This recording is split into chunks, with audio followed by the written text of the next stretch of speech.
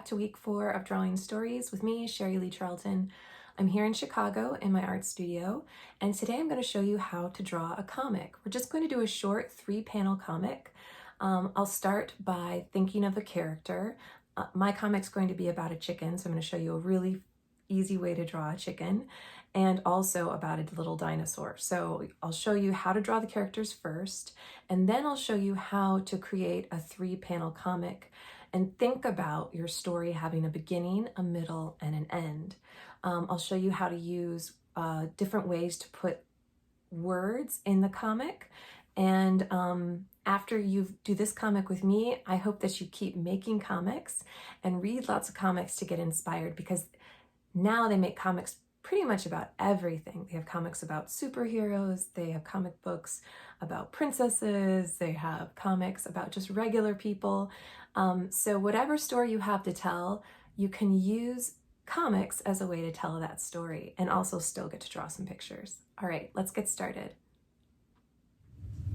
All right, we're gonna start by drawing our character and figuring out what our main character is going to look like. And then this character is going to be the character that stars in our comic. I'm going to have 2 characters in my comic though. So I'm going to show you how to draw my first character, which is going to be a chicken. Now chickens are pretty simple. They're really just like 2 shapes. There's the shape for the head. So again, remember, start with simple shapes and then you can add more details as you go along. So I start with a small circle for the head, and then this is the bottom of the head, right where the neck and the body would connect. I'm gonna make an oval, but I'm gonna start the oval here, right where the head is, and make it go past the body out a little bit. So I'll practice my shape before I draw it. Once I feel comfortable, I'll do that, and then I'll think about other things that chickens have. Well, chickens have beaks, so I might put a little triangle beak here. And if you want the beak to be open, you put another small triangle underneath that. Then I'll think about where the eye is going to go. I'm going to give my chicken a pretty big eye. That way I can make it more expressive. And an eyeball, so it can look at things. Chickens sometimes have these little little flaps of skin. I don't know what they are, but they sometimes have them under their beaks or on the tops of their heads, and it really makes it look like a chicken. So I'm going to add a couple of those little scalloped shapes like some chickens have on their heads. And then I'm going to start to fix my shapes. I'm going to give this chicken a little bit of a sense of feathers around the neck. So I'm going to do that same scallop shape around the bottom of the neck. And see, we don't need these shapes anymore. We just use those to get started, to build our drawing. So I'm going to erase any lines that I don't need. That's why it's always a good idea to start with pencil and try not to draw too dark till you know you're really happy with what you've put on the paper. Okay, so there's my chicken's head. I could put some more feathers under the eye, could give it some little eyelashes, I could give it an eyelid. Now let's work on the body. So I'm gonna make the end of this, the farther part away from the head part of the oval, a little bit more narrow, and this part that's closer to the front of the chicken a little bit wider. So this is like the chest, and then I'm making it a little bit more narrow towards where the tail feather's going to go. And then for the tail feathers, I'm just going to do some big petal shapes, maybe 3 or 4, and then I'm going to give it a wing so it can have some expression with its arms. And I'll start with this almost like a J shape. I'll go down, and then I'll make those same petal shapes for the feathers. And then you can add more feathers if you want. Go in.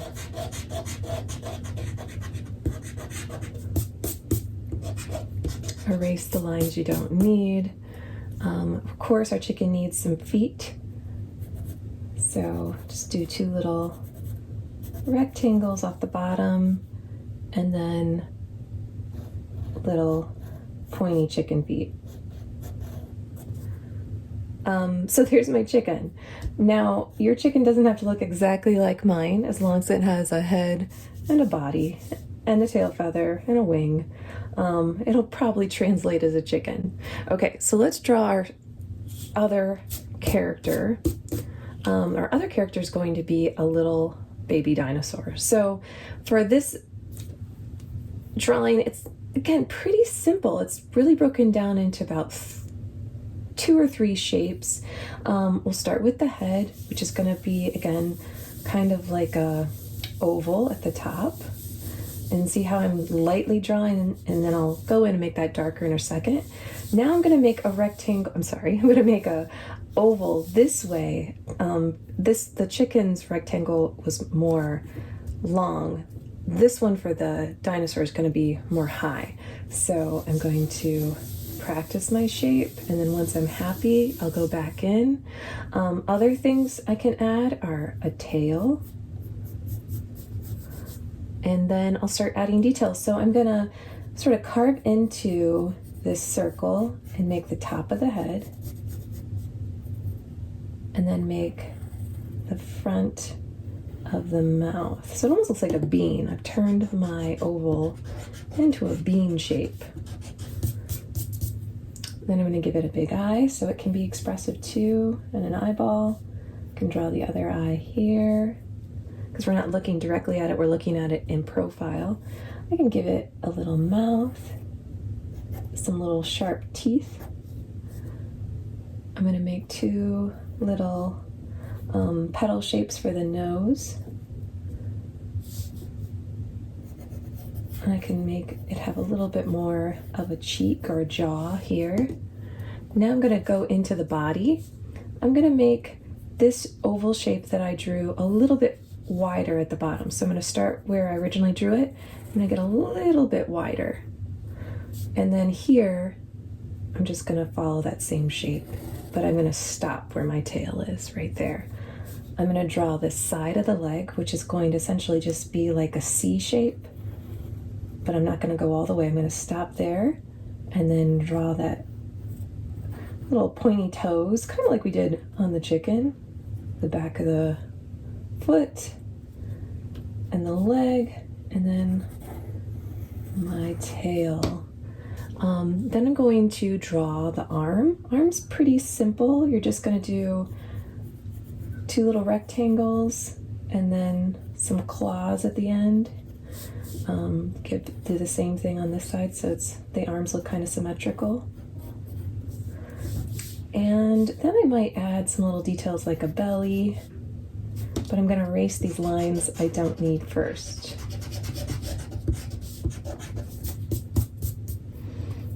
I'm going to add some spikes. Could add some expressive little things like some eyelashes or an eyebrow.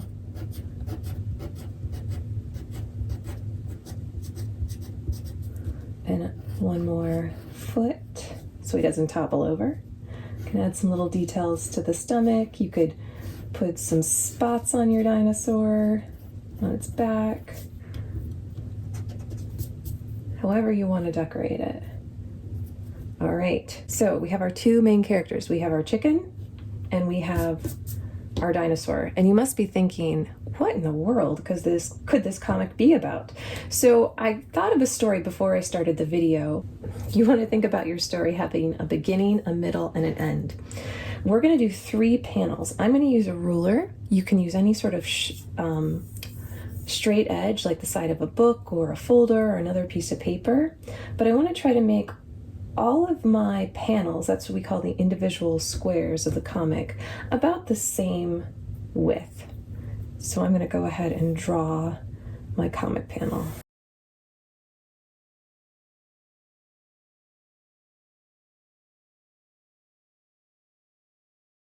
All right, now I need to make the gutters or the dividing lines between each panel.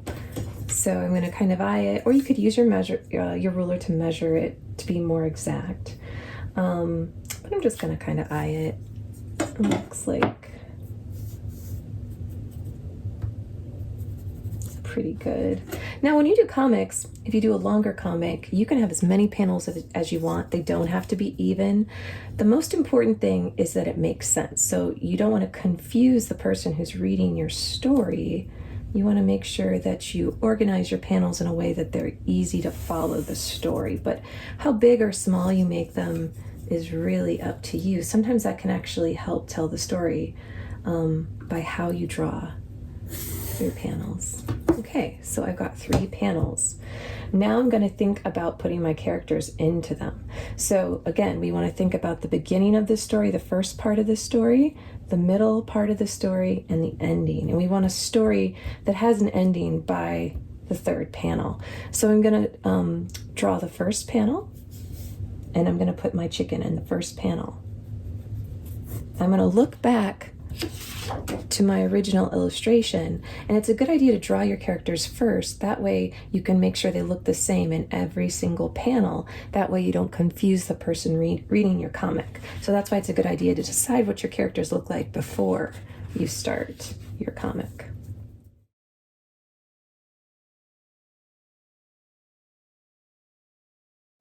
I decided to put my chicken in a pretty typical place where you would find chickens, in a farm. So you can see I didn't just draw a chicken in the center and leave it there. Some comics you can do that. You can just make it about the story between 2 characters. But for my comic, I wanted to also add some details in the environment to help tell the story. I have put my chicken sitting on a nest in a fenced-in barnyard on a sunny day on a farm. I added some little details like the little farmhouse and the little cow in the background, maybe chewing on some grass. And then you notice that my chicken looks a little alarmed, and you can tell because the chicken's looking down.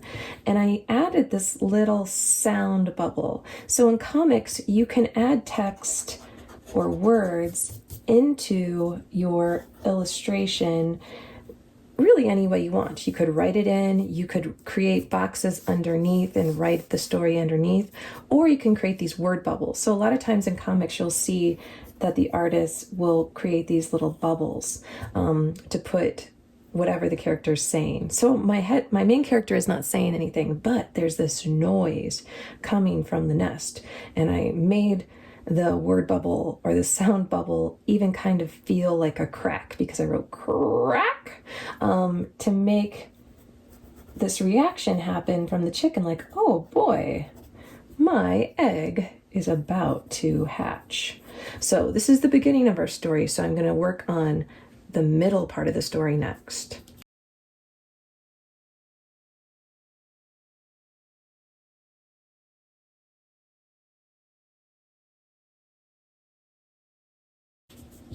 Okay, so now I've developed the beginning of my story and now the middle of my story. So you can see the cracking has continued and the egg is starting to crack apart, and a little baby chick is going to come out of this egg. And notice how I changed my character's positioning. So I moved the chicken from looking at it from one side to having it stand in a different place in the frame. This can make it just a little bit more interesting and make the story feel like it's moving forward. You want to be careful though. You don't want to make too big of a jump from one panel to the next panel, because your reader might get a little bit confused about what's happened in between these 2 panels if you make too big of a jump.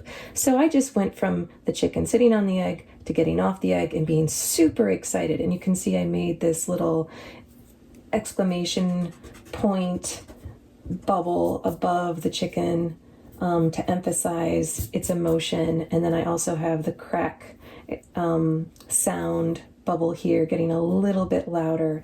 And now I'm going to move on to the end of my story. And this is a great opportunity at the end of your comic to maybe surprise the reader, or put in a joke, or put in something exciting, or maybe happy to sort of end your story within your comic. And remember, once you start, you could keep going. This could just be the first part of a much longer comic or even a graphic novel.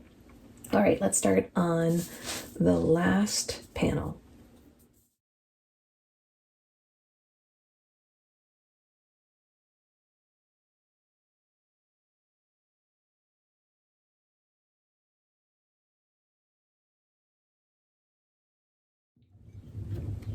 All right, so I've finished my comic. I have a beginning, a middle, and an end. I finished my comic with a little bit of a twist by having that dinosaur character that I showed you how to draw earlier be the one that comes out of the egg that's hatching versus what we would expect to come out of the egg, which is another baby chicken. And I played with a couple things. I added a little thought bubble here. So if you do the kind of cloudy bubble, that's always a good one to indicate that's what the character's thinking. But then I was thinking it might be fun to add just one more little thing. So I'm going to have the dinosaur say something too. So I'm going to make a little bit of space for my word bubble. I'm pointing in, so it's pointed towards the character's mouth or wherever the character is. I'm just going to make a circle, erase everything behind it so I can clearly see my words. And I think I'm going to have the dinosaurs say, "Mama," really loud with exclamation points, because the dinosaur doesn't know. It's just happy to see its mama, who it thinks is this chicken. So this is just a really simple 3-panel comic with a little bit of humor at the end. You could take the two characters we drew, the chicken and the dinosaur, and you could make them go on a different adventure or tell a different story, or you could just do your own characters now that you know how to set up a 3-panel comic and do a comic about anything you want. Just make sure that it has a beginning, a middle, and an end, and it doesn't jump too far from panel to panel, so whoever reads your comic will understand what's going on. To finish my comic, I'm actually not going to use color. I'm going to use pens. I'm going to do this in black and white, and I'm going to outline everything in my comic with these pens. These are a little bit thinner. They have a thinner tip.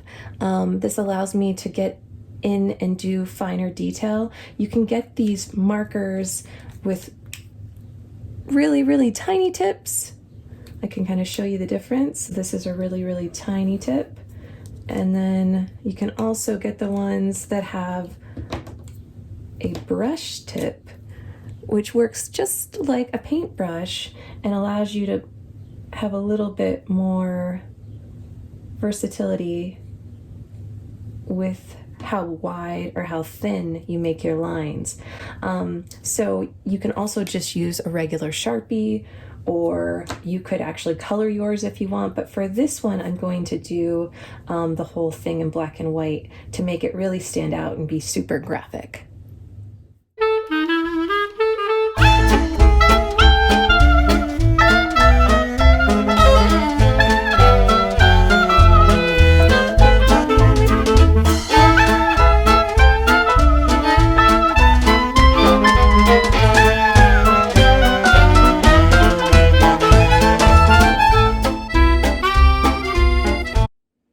So we finished inking.